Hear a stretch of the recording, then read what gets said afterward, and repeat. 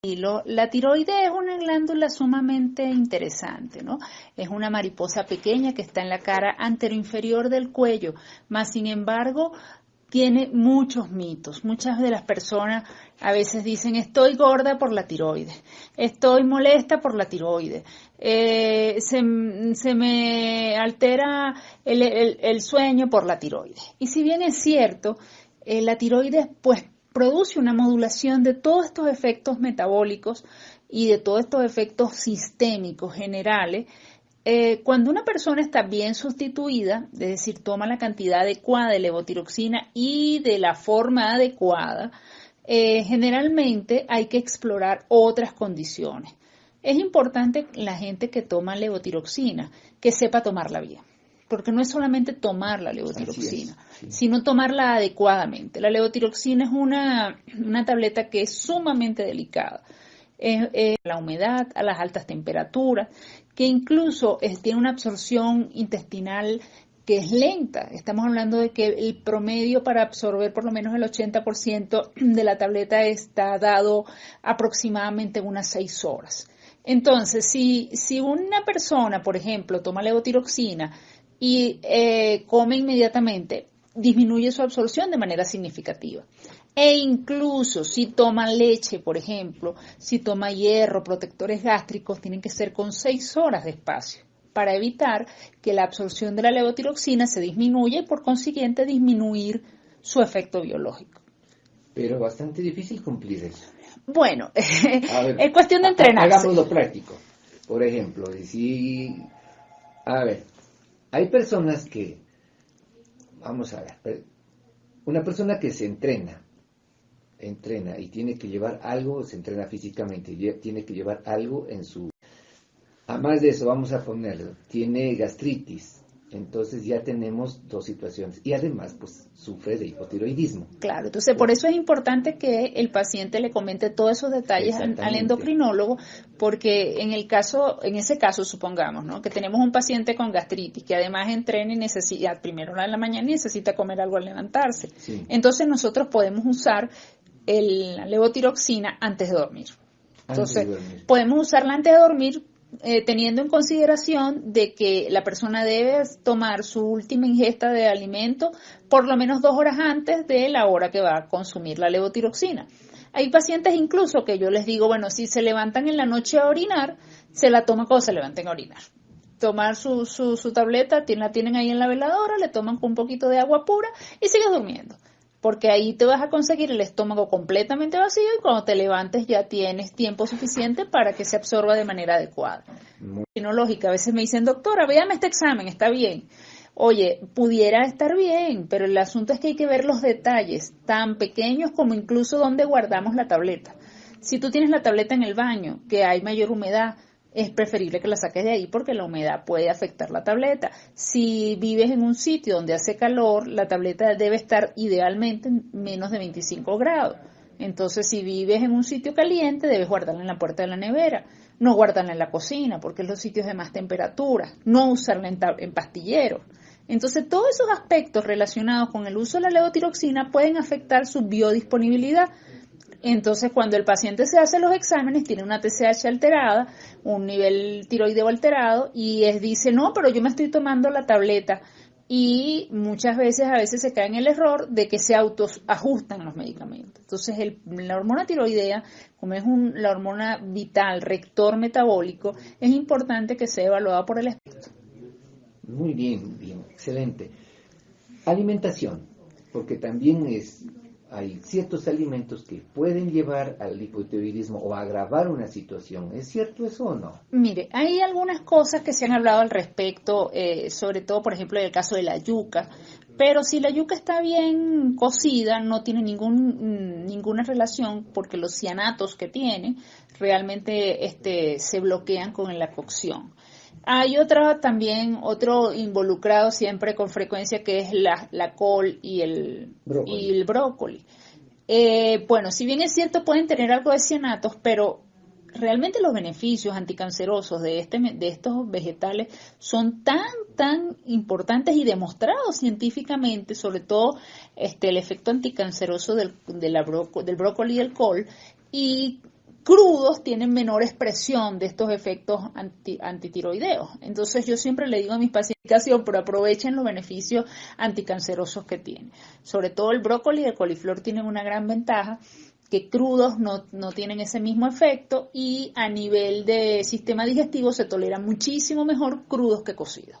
Entonces dije, bueno, hay un montón de estudios que hablan sobre los beneficios de estos elementos sobre prevención de cáncer de vías digestivas, y yo dije, bueno, prefiero, entre un mal menor y un mal mayor, prefiero que se lo coman y yo le ajusto la hormona tiroidea de ser necesario. Exactamente, sí.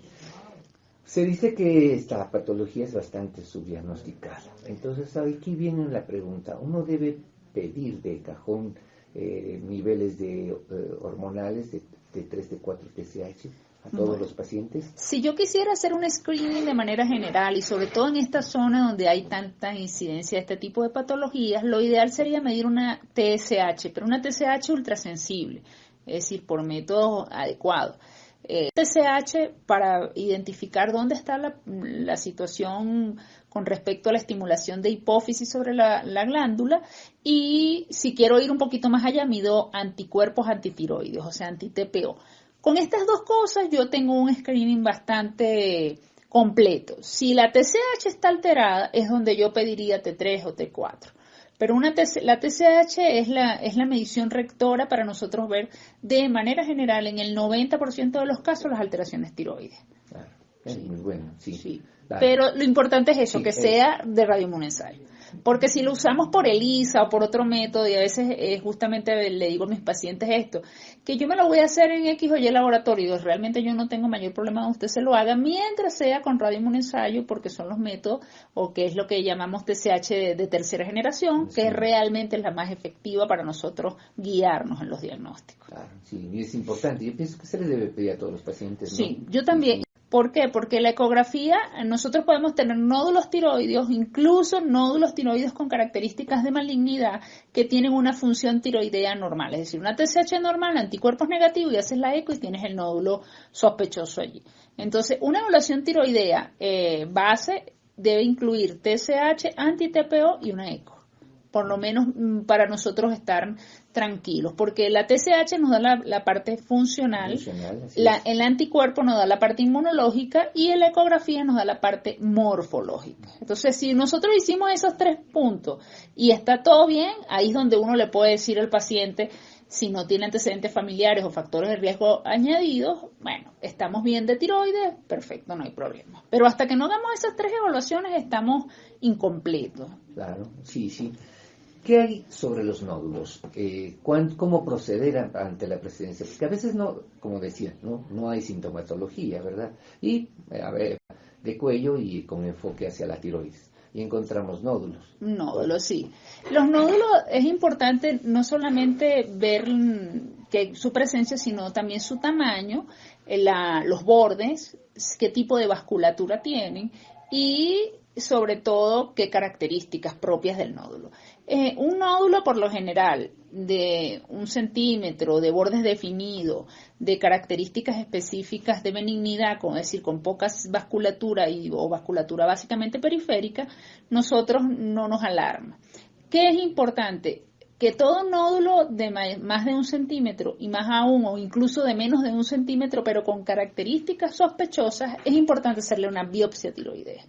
La biopsia tiroidea es súper importante porque nos va a dar nombre y apellido. O sea, yo siempre les digo a mis pacientes, la tiroides se llama nódulo tiroideo, es como decir un niño.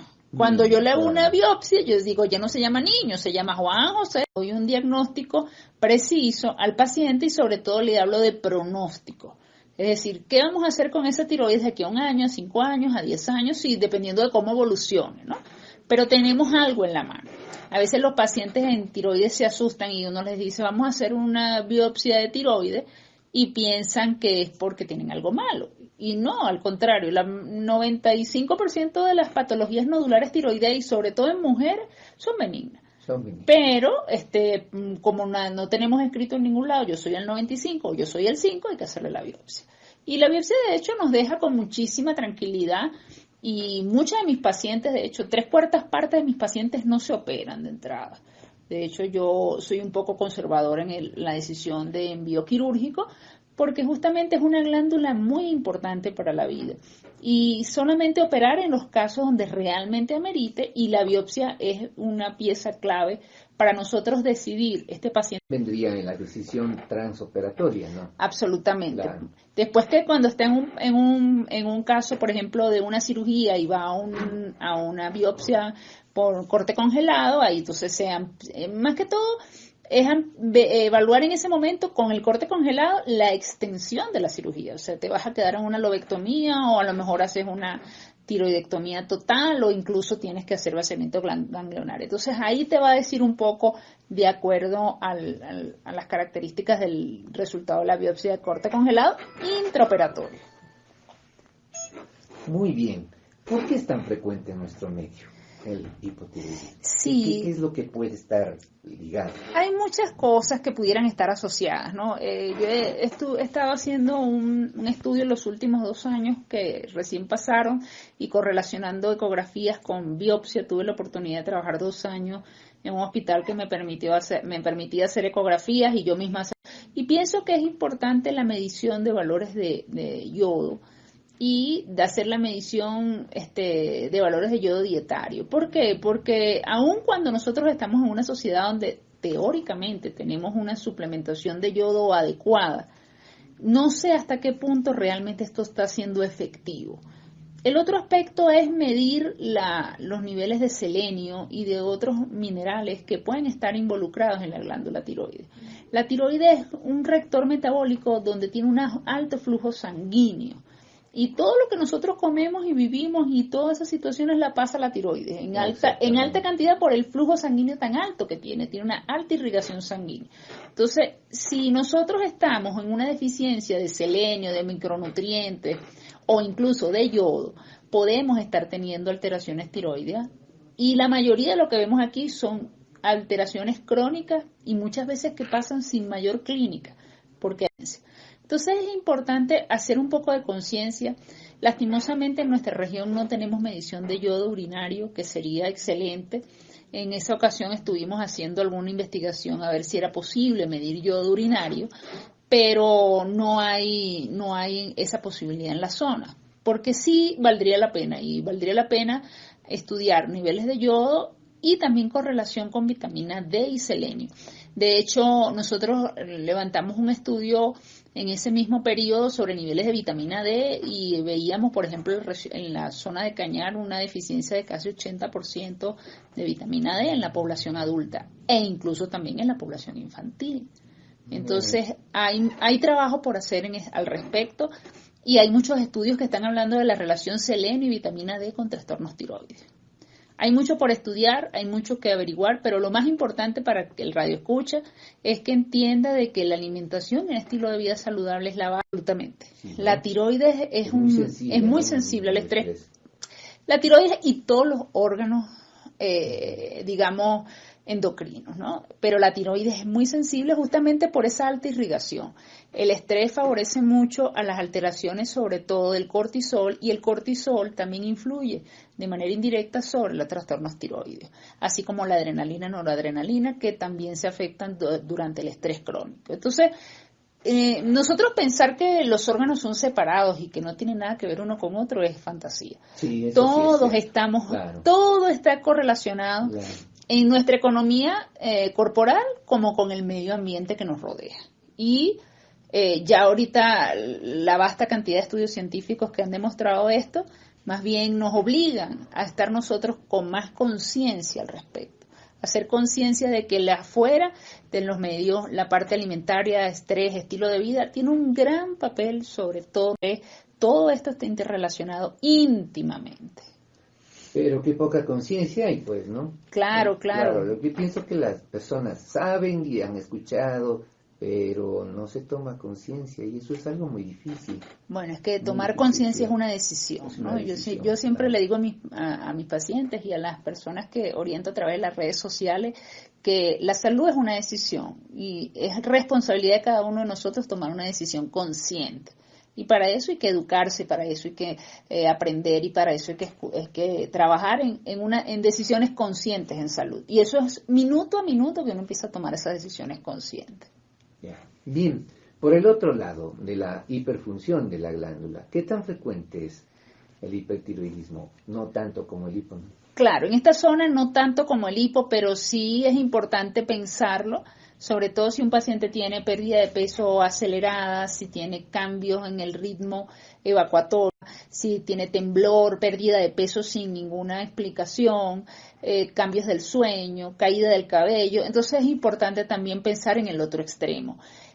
Hay una condición incluso que siempre es una de las primeras y las que más frecuentemente los pacientes se dan cuenta, es que hay pérdida de la capacidad de atención, se les olvidan las cosas muy rápido. Entonces, muchos hipertiroidismos subclínicos a veces empiezan con cambios en la memoria, ¿no? Entonces, colocan las llaves y no saben dónde están, de repente no están durmiendo bien, pero lo toman como es el estrés o es el apuro, y cuando te das cuenta y haces una evaluación es un trastorno tiroideo. Sí. Sí. Respuesta ante esto, ¿cuál es el tratamiento? Bueno, el hipertiroidismo hay que trabajarlo con elementos médicos que disminuyen la producción de hormona tiroidea, y tenemos el tiamazol y el propanolol como unas estrategias interesantes, pero sobre todo educar al paciente sobre el tipo de alimentación que tiene que consumir poca cantidad de yodo, y hay que hacer las restricciones correspondientes para bajar todo lo que es la ingesta de sal yodada, que es una de las fuentes principales de yodo de manera rutinaria. Y evitar ciertos fármacos, sobre todo los que tienen hipertiroidismo, en especial con el ácido acetilsalicílico, con la aspirina, porque hay una especie de competitividad, entonces nos deja más hormona tiroidea libre y exacerba los síntomas del hipertiroidismo. Muy bien, muy interesante, pero la respuesta es usar tapasol. Hasta ahora sí, en la mayoría, los protocolos, en la mayoría de los casos, lo que recomiendan es observación anual, porque por un año, tratamiento y observación por un año, porque muchos de los hipertiroidismos se autolimitan de manera espontánea. O sea, empezamos con una dosis de tiamazol y vamos progresivamente observando, y nos damos cuenta que llega un punto donde empieza a retroceder. Sobre todo cuando son a veces tiroiditis hashitoxicosis, que son muy intensos, que no frenan rápidamente, no hay respuesta adecuada al tiamazol, y en esos casos ahí o pensamos como primera opción yodo radioactivo, o acompañarlo con algún tratamiento quirúrgico previo bloqueo con yodo endovenoso para nosotros poder ofrecerle una respuesta al paciente. Pero esos son afortunadamente casos puntuales. La mayoría responde bastante bien al tiamazol. Muy bien. Sí, afortunadamente. Una vez, sí, es de los casos radicales, el yodo radioactivo.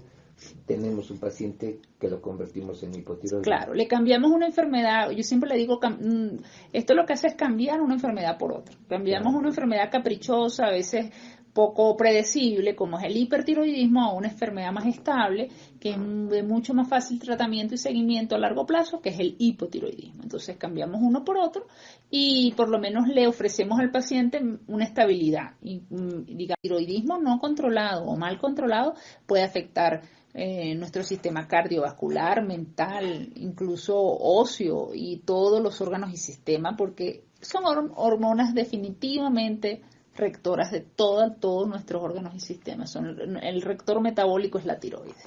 Muy bien. Hemos llegado al final de nuestro programa. Qué lástima que no pudimos hablar más. Bueno, sí, esperamos que existan nuevas oportunidades. No, pues sí. Y considerándole siempre a toda la audiencia que entienda que la tiroides es un órgano sumamente importante, y que es importante que chequee y que acuda al especialista para nosotros darle las recomendaciones oportunas.